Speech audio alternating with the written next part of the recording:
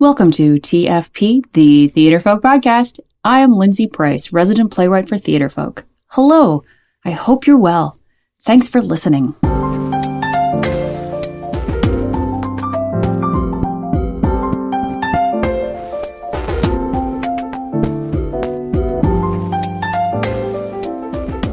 Welcome to episode 88! Woohoo! Yeehaw! Oh ho!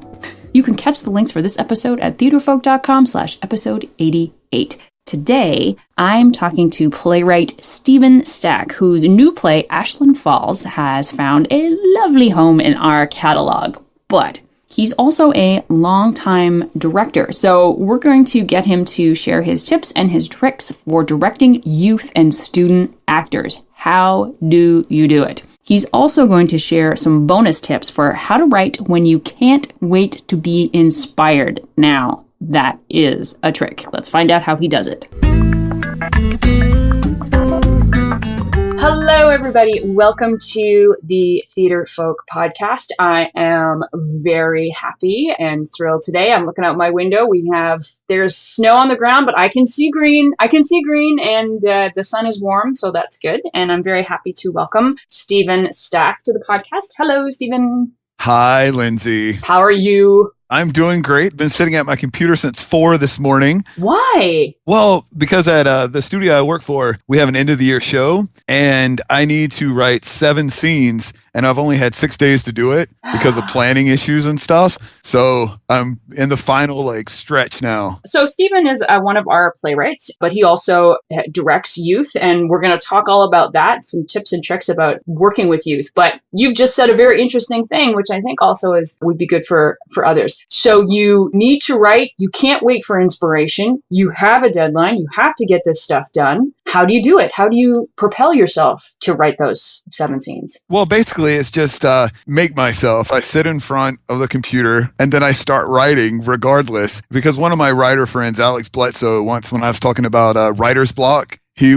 basically just said, that's a myth, right? If you want to write or need to write, then you write.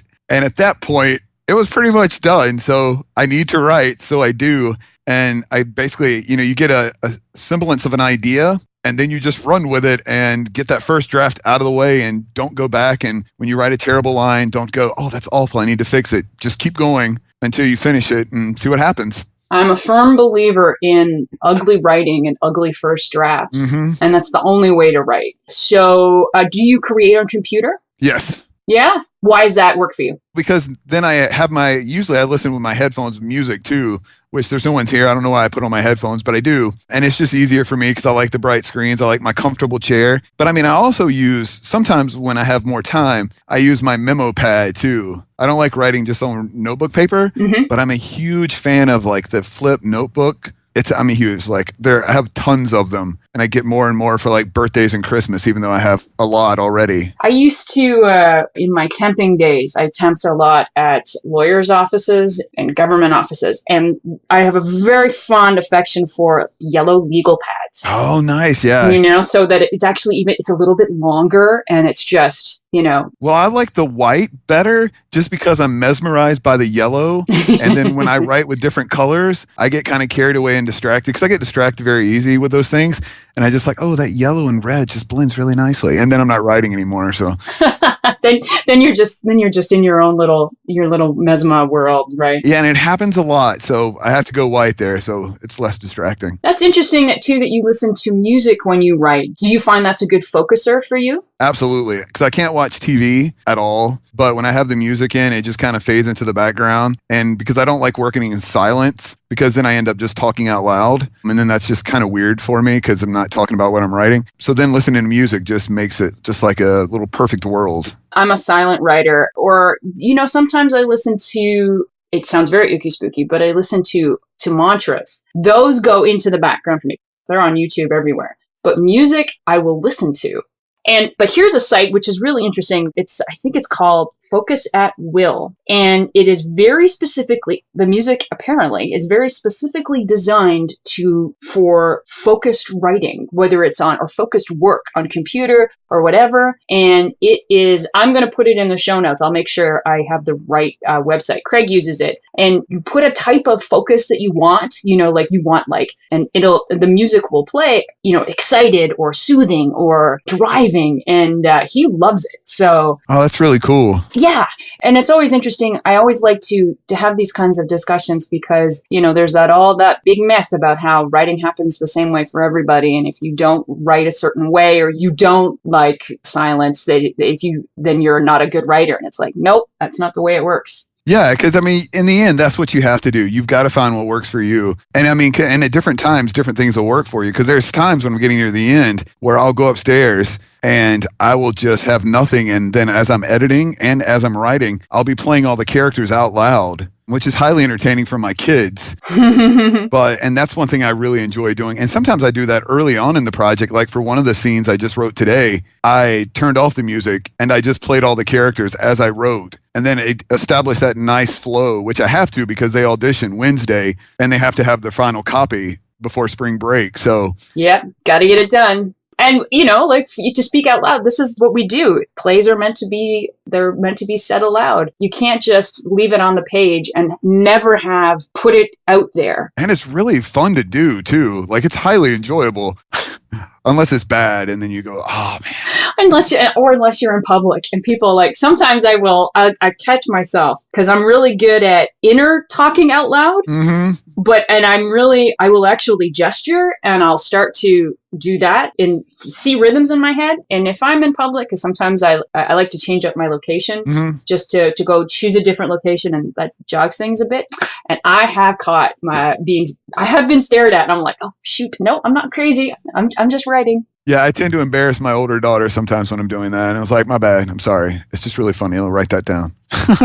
So this is a nice segue into what we're going to talk today about, having plays and not leaving them on the page, getting them not only said out loud, but getting them produced. You direct with your studio. So you direct the first production of all your plays, correct? Right. So, and that does help out a lot. I imagine just because you have like a testing ground to see what it's like when your plays are brought to life. Yeah, it's a little nerve-wracking too, because basically I have my first draft and then I make the edits and then it has to be ready to perform almost instantly because the actors need more time, and then we have a show coming up and an audience that expects this show to work, and it's a little stressful at times, but it's also really cool to see if we can all pull it together in basically one take in some ways. Do you do a lot of rewrites in rehearsal? I started that this year because when I did, for the first couple of years, I just did random scenes and that was cool. Well, this year I decided that I wanted to play to tie it all together with the scenes. And so that made it, there was a lot of times where they would be rehearsing, and this happened all the way like a week before the show. And I go, that doesn't work for me anymore. Let's go with this. But the thing is, they were just so amazingly excited about doing it. Like they enjoyed the changes, even though it did cause them stress. But they like the aspect of, okay, the show's not finalized until almost opening night. So I find that particularly with high school students, they don't have a preconceived notion about what it's supposed to be. Mm-hmm. And they're so adaptable and they work on the fly really well. Absolutely. I've been to shows and have learned that, the lead in the show, had to be replaced 2 days beforehand. Mm-hmm. And in fact, the last play that I just premiered in February, that would happen. The lead wasn't memorizing her lines. A week before the show, a new girl came in. She was in grade 5. She learned an entire full-length play in 4 days. And she had no concept, and she was fantastic. And it's they'll work with what you've got. Oh yeah. And cause I also work with 7 to 9-year-olds, and they had the same thing. I was changing their lines, and one of them happened to be my daughter who's in the class too.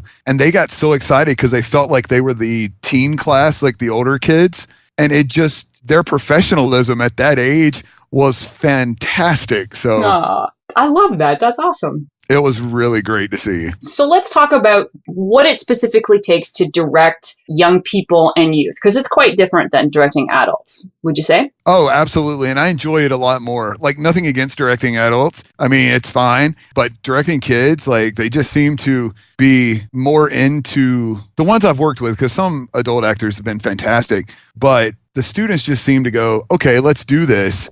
And their ego hasn't taken over as much. Right. And they accept direction really well. What do you do? Do you ever have to deal with shy students? Like, how do you bring a shy youngster out of their shell? Well, basically what I do is try to put them in a position where they're going to succeed. And with rehearsals, it starts like in rehearsals at the beginning where we do things where they get more and more outside of themselves. And a lot of what we do too is like focus on letting them understand that it's not about one person, it's about everybody, and everybody has to do their part. And then we also talk too, one of my beliefs is that self-consciousness comes from putting the focus on yourself. And when you take the focus off yourself and you put it on the character or on the work, what happens is you're not self-conscious on stage, or you're not shy on stage anymore, because you're focusing on what that character wants and you're working for that. So what I do is push them in class and in rehearsal just to keep taking the focus off themselves, not to make it about them, to make it about what the character wants or needs. And it's amazing how that, when they're actually doing that, it changes. Like, we've had a lot of breakthroughs just this year with certain students who have been the quietest, shyest students. We had one with this one girl in a very serious scene, like for weeks, nothing really. But I was like, I know she's got it.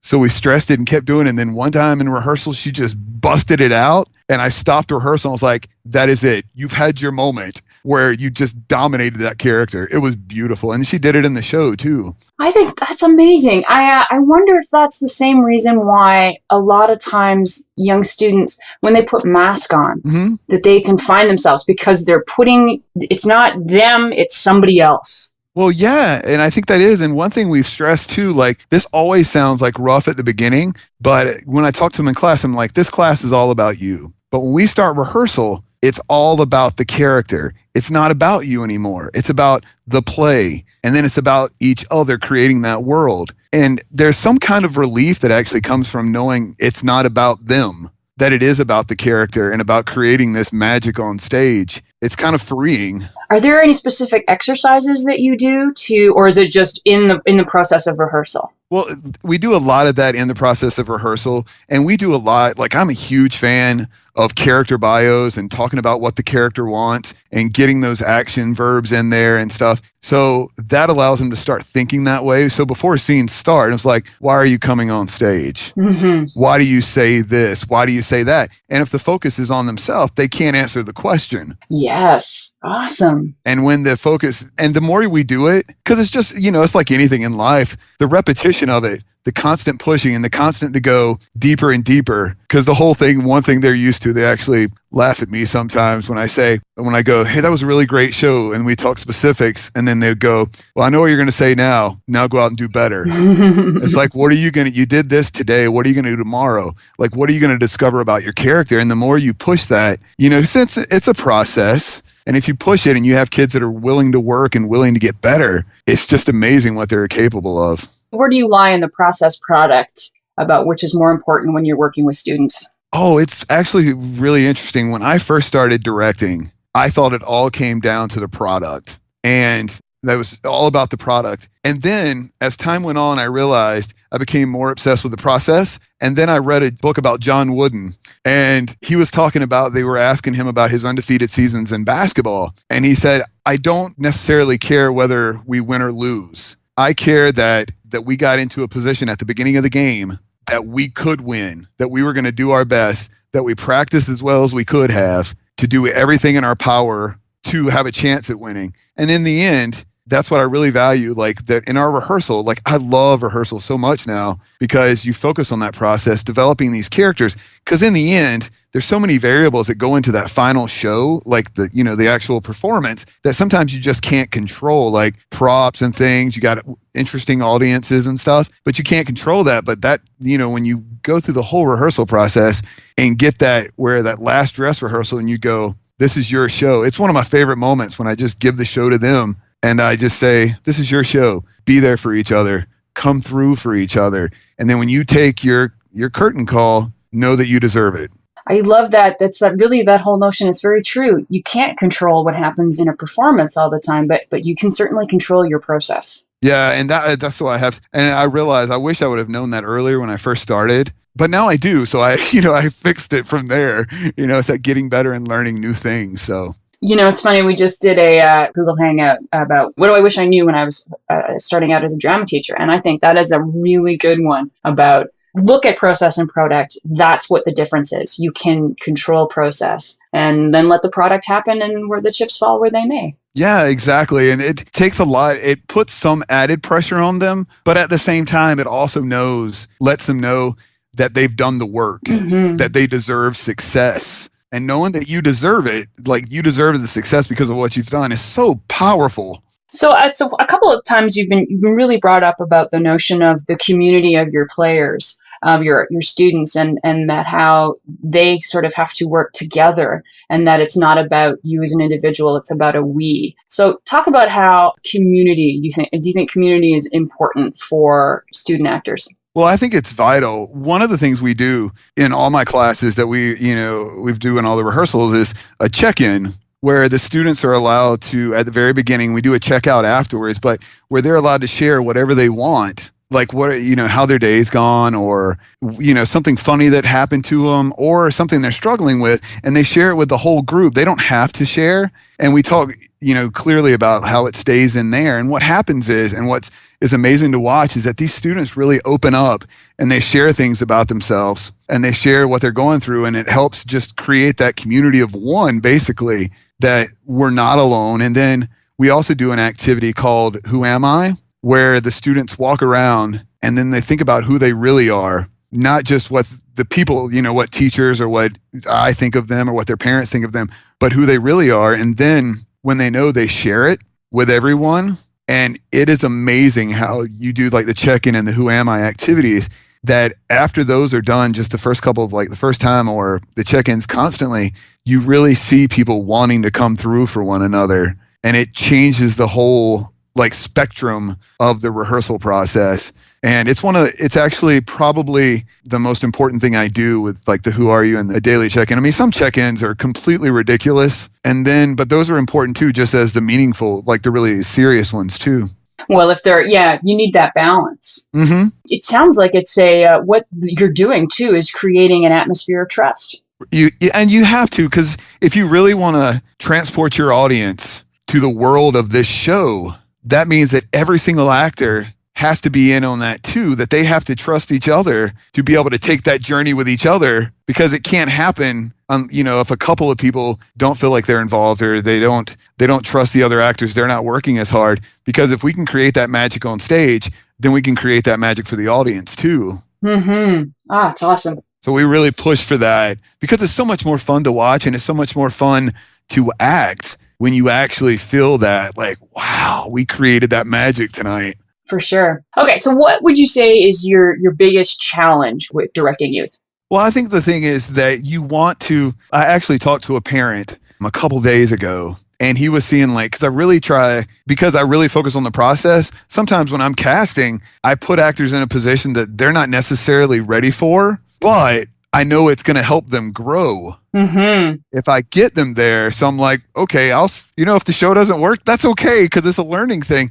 And then you talk to parents, and then you have them, they talk about other actors' breakthrough, and they go, and then you hear them go, I really want this for my kid too. I feel like they're on the edge of something. And then, because when I had this conversation with this dad, I thought about my own kids, and I was like, okay, this is what we're going to do. And then you want to get them all to that next level. So it becomes so much more than about the play, because it's their life. It's they've chose to spend this part of their teenage years or their childhood with you. And you really want to come through for them to make sure you find all the talent they have and just get them ready for the next step, whatever that may be. Mm-hmm. And so that's the challenge, because sometimes, you look back and you go, I could have done more with this student. Yeah, it's hard too when you put them in the position and they don't always step up, Right. And it's I had this conversation with the play we did just recently, where I told the lead,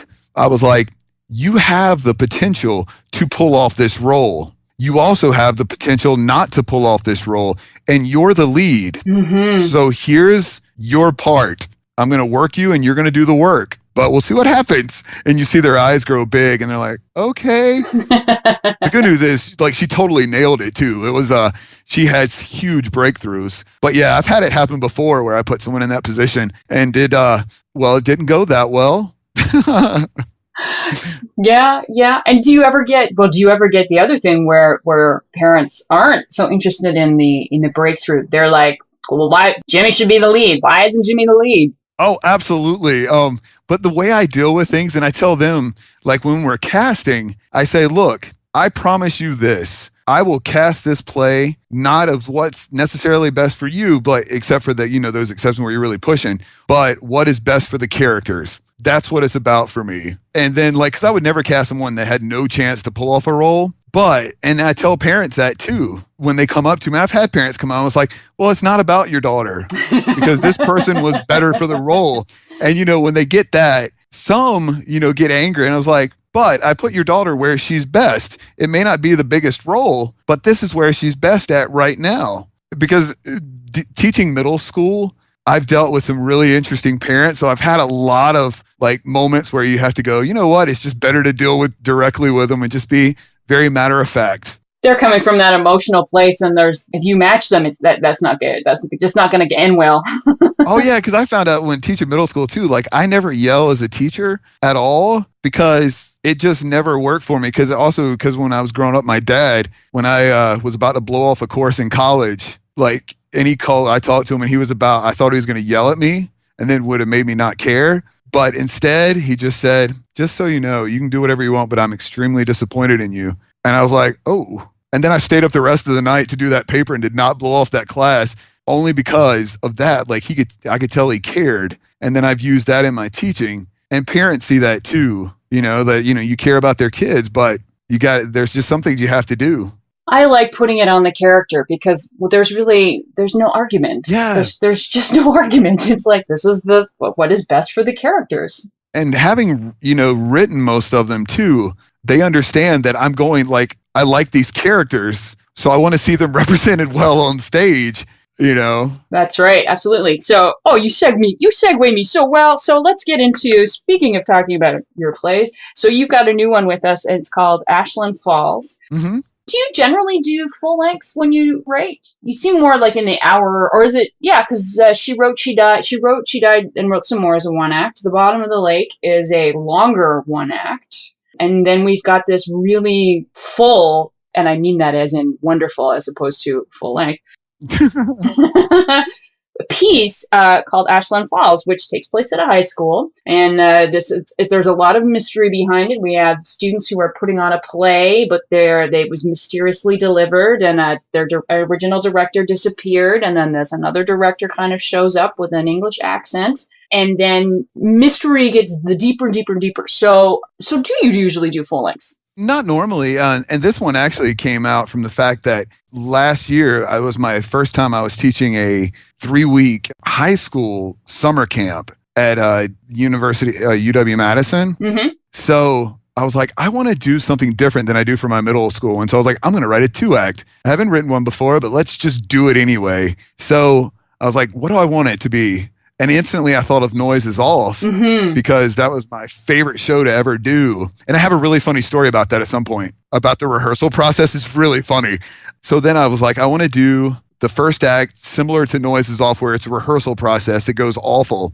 And then I'm obsessed with English accents and ghost stories. So I was like, well, I want the second act to be an English ghost story then. And it's what you're good at. And I love that it is very much inspired by Noise is Off, but it's not a comedy except that it's got so much humor to it, but that second act is just very genuinely intense. It is. And when the actors were working with it, because they were having a lot of fun with the first act and then the second act. And that's where the challenge comes in as a high school, as an actor, because the vibe is totally different. Mm-hmm. You have to switch gears very, very abruptly between Act 1 and Act 2. And it was so much fun for me to write too, because in the first act, you have hints of that. Like they're similar in a lot of different ways. But in the second act, you get to deal with like some very serious life issues, like non-directly and stuff, which made me happy because I love when I see a play or when I watch something or read something that you're getting all the different kind of emotions that we deal with on a daily basis. It was so much fun to write too.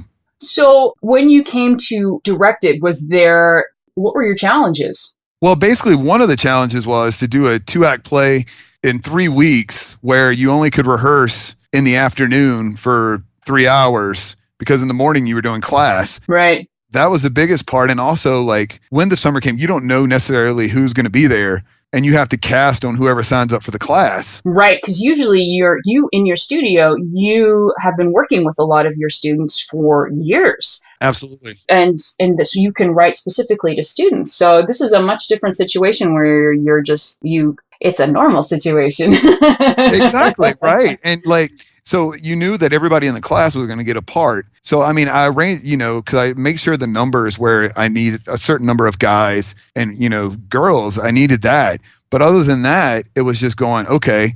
So then, and we had basically that one day for auditions. And then you have to cast people where, you're making judgment calls on where could they go. Mm-hmm. I find it really rewarding when I write something and then I go see it and I'm like, well, I never saw it that way. And how awesome is it that it can be interpreted that way and it can be that the text supports it, meaning you've done a good job. How was that when you put your work in hands of people that you weren't quite sure and then it came to life? Well, I love it when when the actors make your work better than it is, mm-hmm. which is one of the things that you go, oh, wow, you just made that way better. You took that writing to a whole new level. And that's really fun to see, especially when you have that very first draft of something. And it's fun when they interpret it a way that you, when I'm reading all the characters out loud and, back in the, in the early stages, and then they take it in a brand new direction and you're like, that is really cool. So there was a lot of compliments there. I got to see those actors do that. And then some of the actors, I just got blown away, by the time of the performance, because, in a short amount of time, it doesn't really come together until probably opening night, so. As it should be. That's all right. Exactly. It's where you go, how is it going to work out? So yeah, that was really cool. And it was a lot of fun to do and to see it because the actors really enjoyed the fact that they got to have more fun, just goofy kind of fun, be high schoolers in the first act. And then just not be English aristocrats. Exactly. Yeah. And it was so cool because when they first found out they had to have English accents, they're like, I can't do one. I was like, all you have to do is get one close enough to play a high school actor who's not actually British doing this accent. Did you do any exercises to help students sort of gain confidence with those accents? We would practice because we'd go over various words on how they basically should sound. We listened to a few dialect tape, but not a lot because we just didn't have the time. So it was really interesting. And we would do, those were parts of our warm up where they would a line that they were having trouble saying. Mm-hmm.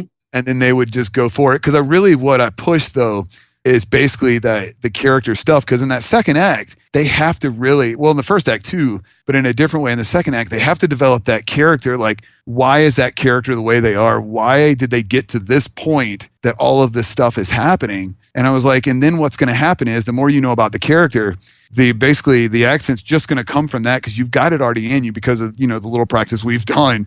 But also you're playing that character and everything else, it's just going to blend together if you push it enough.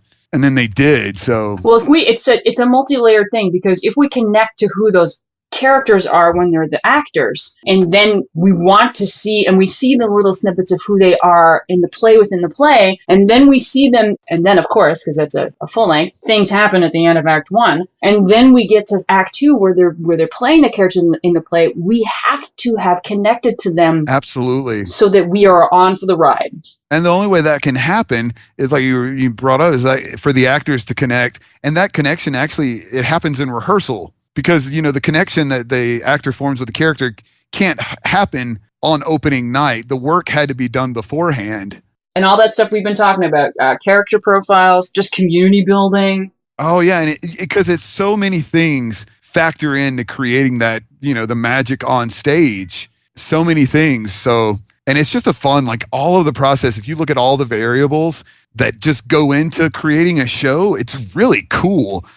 I like it. It's kind of the reason I'm in this field. I think so. Just before we go, so what advice would you give to a director who's looking at your play, Ashland Falls? I think the main thing is to just go into it and look at it first, the first act and second act completely differently, but then just go into creating, like spending a lot of time on character development, and that they have two distinct characters that they've got to create, but allow the character actors to explore and really work on developing that community where they feel, all the actors feel safe with one another and they're all on the same page, and just to make it a journey. Like, we're about to embark on a journey that's really, really awesome. It's going to be like serious at times. It's going to be funny at times. It's going to be scary at times. It'll never be boring. It's a roller coaster. Yeah. It's a roller coaster. As we create this world, and just go with that. And because they really, I mean, once you give it, you set it up like that, the actors just jump at it and you're like, all right, let's do this.